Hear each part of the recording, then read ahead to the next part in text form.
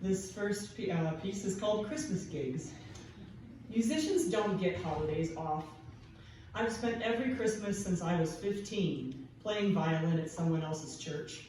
Not because I love me some baby Jesus, but because Catholics pay better than Lutherans. There's a joke that goes, what's the difference between a musician and a pizza? A pizza can feed a family of 4. Except during the month of December. It's the most wonderful time of the year for musicians.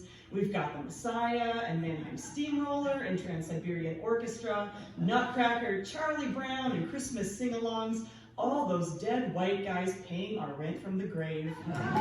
But best of all, mega churches and their music. No one does Christmas like a megachurch. Red and green light rave scene, glitter cannons exploding over Canon and D, blowing fake snow off my violin. So much for a silent night, but hallelujah. I once got paid $700 to play a mega church Christmas gig in Texas at the Austin City Limits Theater. Yeah, you heard that right.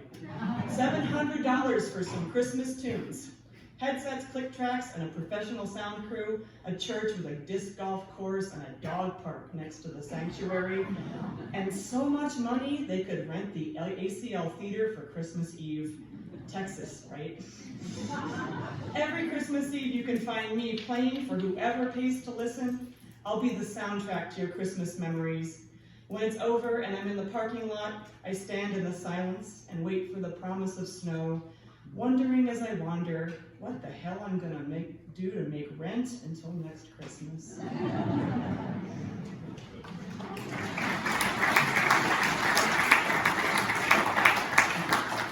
And this is called What Are Teachers? What are teachers? A little bit sage, a little bit comedian, a little bit subversive, absolutely insane.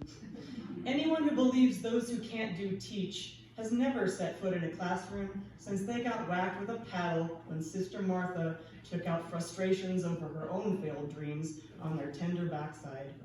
They have never seen the future like teachers see the future, sitting in front of us day after day, never knowing how much the future needs us to stop the inevitable descent into chaos.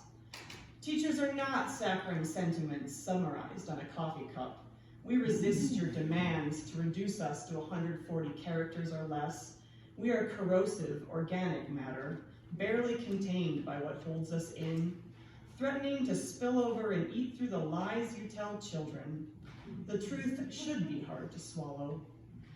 Teachers are the ones with our fingers plugging the hole in the dam because the government will never come to fix it. We are not butterflies gently pollinating barely formed brain cells with wisdom. We are hornets stinging in the dark, dodging every toxic chemical designed to kill us. Standardized tests and teacher evaluations, parents and the media, just to hope that something we teach goes in that flower and stays there, ripening into the fruit of knowledge before it is too late. We refuse to lose entire crops of children to pestilence and neglect, to ignorance and conspiracy theories. We will fight as dirty as we have to protect our hope for the future. Teachers could have done anything. We chose to do this.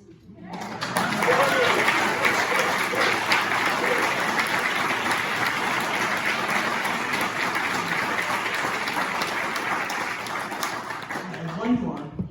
And this is called Miracle Orchestra. I call my students the Miracle Orchestra because when we met, they were pixels on my computer, black squares with a single letter representing a whole child, whose face I'd never seen, whose life was a mystery to me, invisible and mute, my entire classroom reduced to the size of my laptop screen, where there should have been voices and music, personalities growing, changing, and becoming, there was the silence of my kitchen table. Instead of my classroom full of children, instruments, overflowing adolescent energy, there was my kitchen sink full of dishes I was too sad to wash. I longed to teach the kids who hadn't practiced, who couldn't tell C sharp from C natural, who butchered music so thoroughly I could have sold it at a meat counter. I dreamed to be back in my classroom where the AC was broken until October and the heat didn't work until March. No one teaches music to the dishes. I sat through online staff meetings with my camera off, my school's collective sorrow silent and ignorable.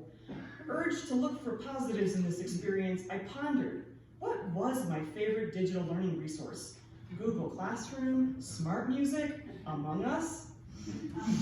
My professional development to reflect upon the light from a fiery dumpster and perceive the knowledge that only comes when you have burned all that you have to give. Meanwhile, my Miracle Orchestra had their first instrument lessons holding cereal boxes, broomsticks, and empty toilet paper rolls, practicing their bow holds on pencils. My YouTube channel, formerly the home of silly cat videos, became tutorials for how to do everything on a stringed instrument. How do we become an orchestra alone in a room? Everyone told me it must be impossible. How can those kids do anything? How can you even teach? I don't know, and I still don't know. With only laptops and headphones, we played along with musical ghosts whispering in our earbuds, guiding us to become an orchestra like a lighthouse through the fog, the click of the metronome strong as a pulse, keeping time and keeping us together, muted to ourselves and to the world, but not silenced. 2 years later, my Miracle Orchestra is the State Honor Orchestra. From cereal boxes to Popejoy Hall, we are no longer silent and alone. They sing our stories like a symphony dedicated to resilience and joy. They have proven all of us wrong, or all of us right.